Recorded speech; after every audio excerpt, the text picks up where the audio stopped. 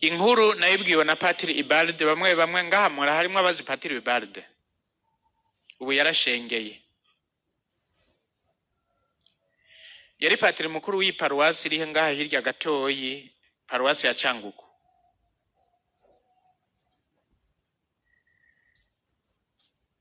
Muri iyo paruwase harabaye ikintu cy'agatangaza hagati y'umuhungu yitwa Alfred n'umukobwa yitwa Donata.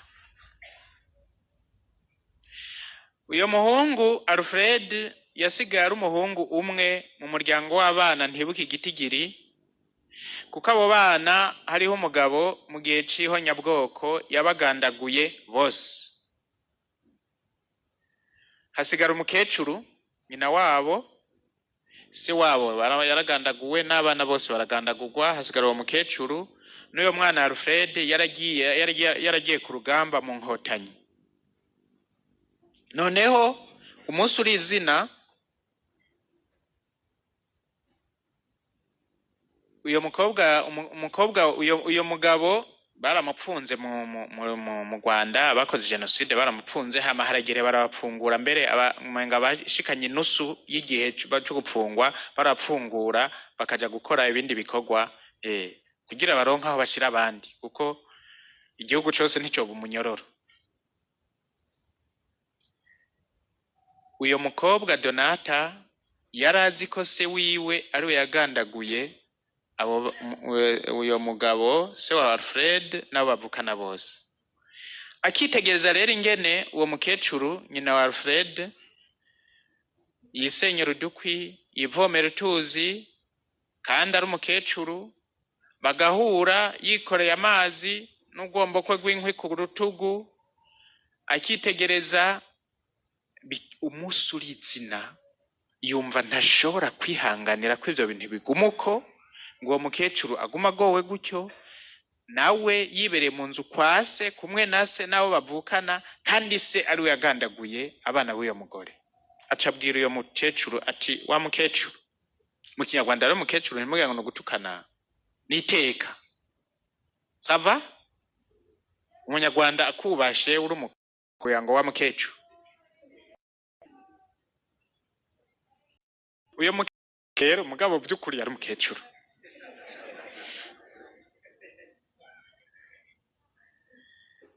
Ati, jewe ndavya yugowe nkamenya ko data ari we yagandaguye abana bawe bose, numva ntagishoboye kwihanganira ko uguma wivomera amazi, wisenyera udukwi, wirya ukimara wenyene wahora ufise abana. Data ari we yabagandaguye, nanje ngo ndabire kuko nitwa ngo ndi umukristo.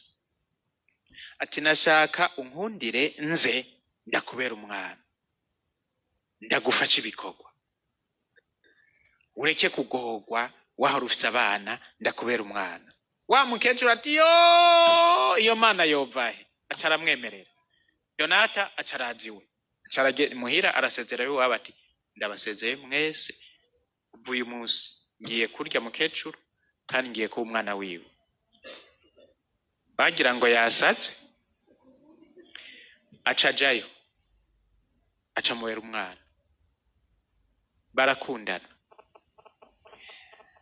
Ingorane rero nuko urugamba rumaze guhera, Alfred yahavuye aza mwikonje, kandi Alfred yarazi ko se wa Donata ari we yagandaguye abo bavukana bose na se wiwe. Ashitse ikibazo ca mbere, ico gihutu kazi gikora iki ngaha?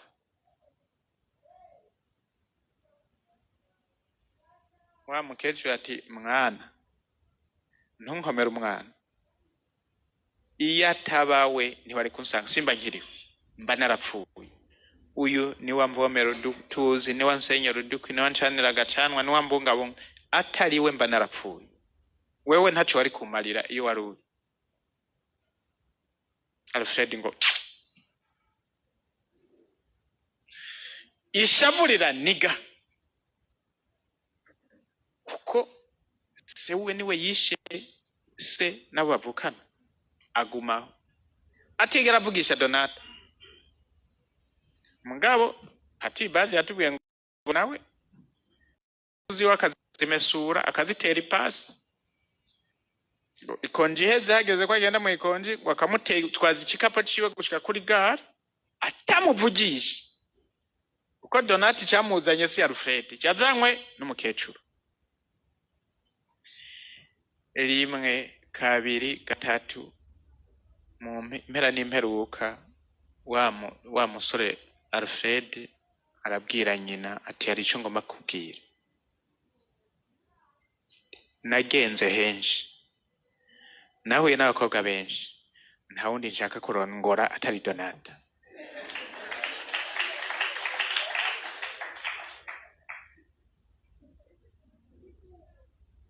Herega barategura baragenda kumusaba. Alfred na nyina baraja gusaba uwishe se wa Alfred nabo bavukana, baramusaba umugeni. Arabemerera umugeni. Patri Bade yatubwiye ati naciye ndabwira ngo ni jewe nzobategura ubugeni kandi je nzobahezagira. Mwe niwe yabigize. Ubu Donata na Alfred n'umugabo n'umugore. Umuryango wa Donata n'umuryango wa Alfred ubu ni soma mbiki. Biciye mu kwitanga kwa Donata. Mwavyumvise? Iyo tuvuze ko Yezu Kristo yaducunguye, udashobora kwiyumvira ngo ushitse kure ko hariho kumbura ibikurengera, ako kararero karashaka kukumvisha. None uko se ugucungura? Donata ntiyacunguye se? Ntiyacunguye abavukana? Ntiyuzurije abatopfuye basubije hamwe? Yezu Kristo yaratwitangiye, aratwuzuriza n'Imana se, twarabagesera. Yezu Kristo yaratwitangiye, araturonkera urukiza. Turaba abishikira n'abuzure b'Imana kandi bitoshobotse.